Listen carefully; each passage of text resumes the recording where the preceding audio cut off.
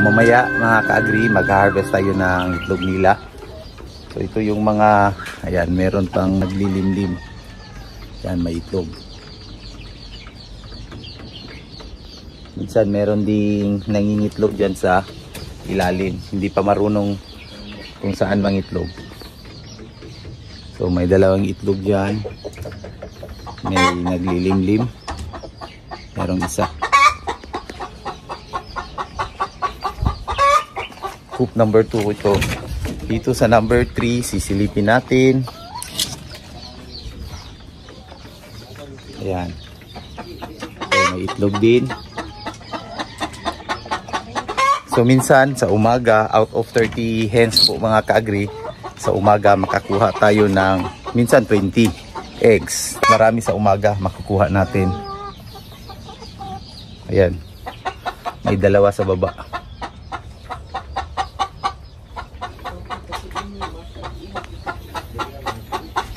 Every 3 hours po kami nag-harvest ng itlog nila mga ka-agri. So minsan perfect yung makukuha namin. Out of 30 hens, 30 din yung makukuha namin sa isang araw. So nasa 29 weeks old na po itong mga breeders natin. So medyo magpipik na sila from 28 to 30 weeks. So yun yung pinaka-peak nila na mangitlog mga ka-agri. Pero minsan yung pinakababa namin na makuha sa ngayon ay nasa mga 27. So tatlo lang yung hindi makapag itlog sa isang araw. Eventually bababa yung rate nila mga ka-agri sa production pag unti-unti silang tumatanda. So sa ngayon medyo peak talaga nila. So almost every day perfect yung nakukuha natin ng mga itlog na harvest natin.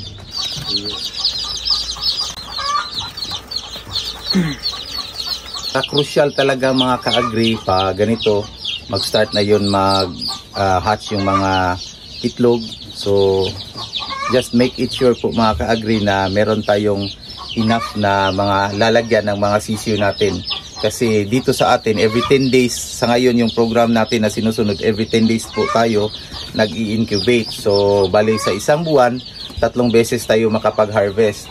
So gaya nito, ngayon araw dito ito sila for 2 weeks, 2 to 3 weeks. Tapos before 3 weeks meron na naman tayong ma-harvest. So dapat meron tayong kalalagyan na naman. So dapat para sa akin mga ka-agri, at least meron tayong 6 na brooder box para hindi tayo maabutan ng mga sisiw. Kasi sunod-sunod yun.